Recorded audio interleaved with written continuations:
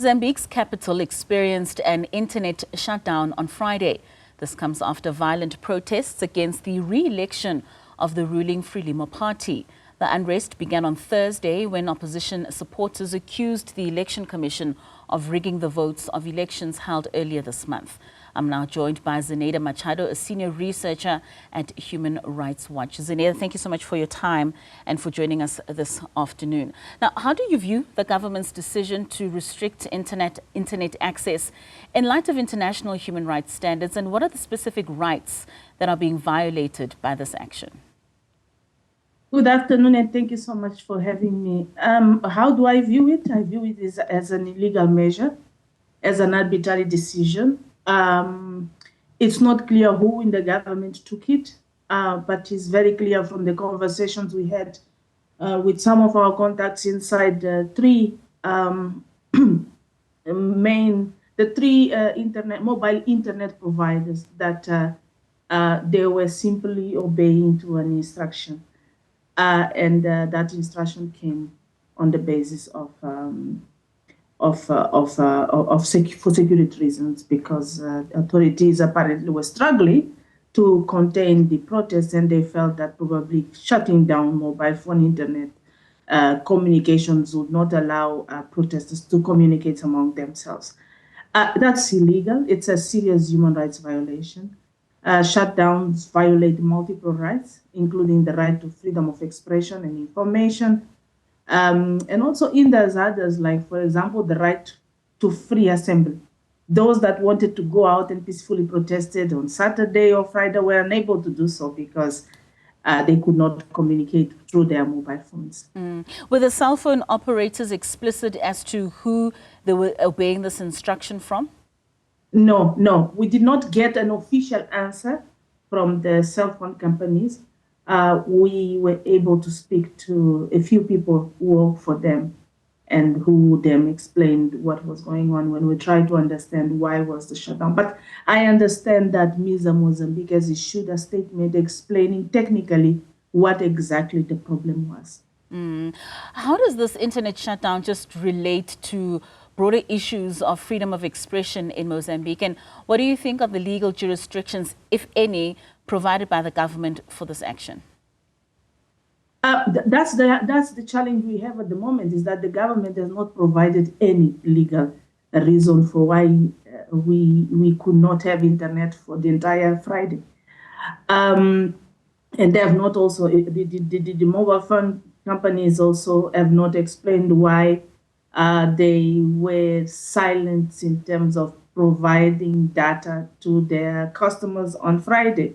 What was ironic is that on Saturday, many people got a text message from their respective providers offering them 2 gigs of internet, and with some sort of an apology, and in which they kind of admit that the fact that people did not have access to internet the day before has somehow affected their own personal lives. But they didn't explain why people did not have access to internet, and they did not even apologize for it.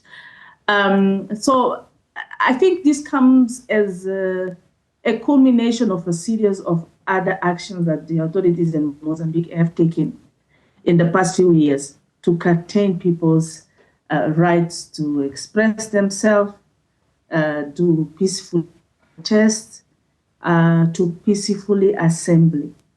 We, just before the elections of October 9, we as Human Rights Watch published a document in which we showed concern at how many journalists, activists, and opposition members, for example, had been facing physical attacks, had been harassed, threatened, because of their views.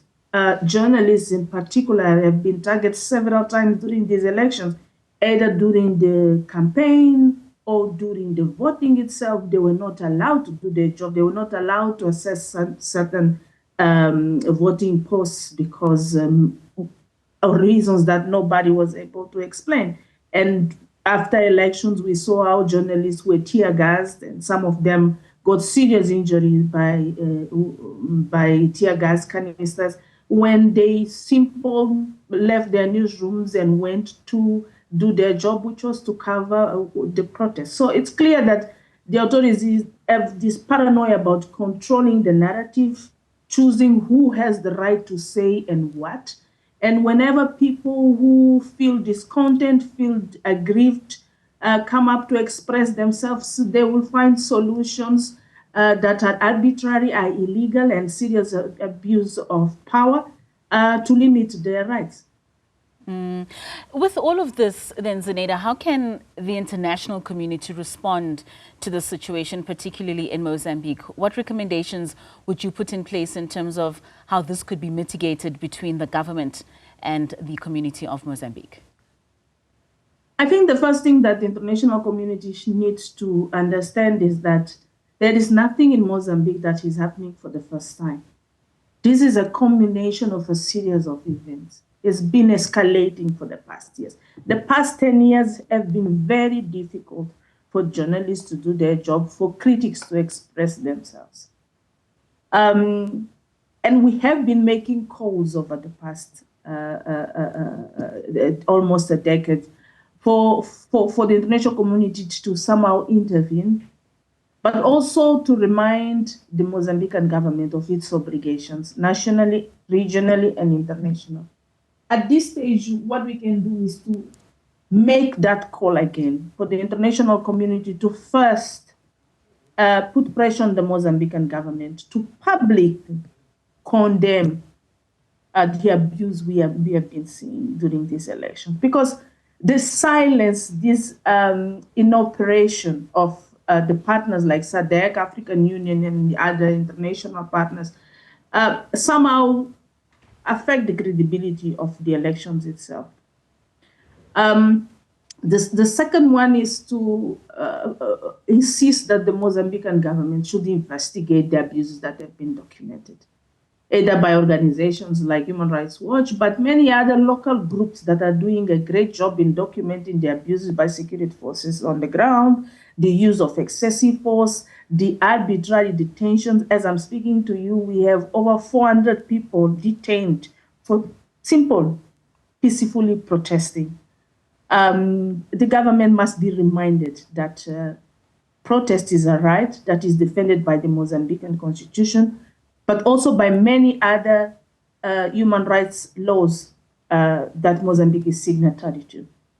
The third element is that there needs to be accountability. Mozambique cannot continue to live in an environment of impunity while the world is watching. It is problematic, but it's also dangerous. So there needs to be a pressure on the Mozambican government to hold those that are linked or implicated in human rights abuses accountable for their actions. The last point is that the need to provide redress for victims.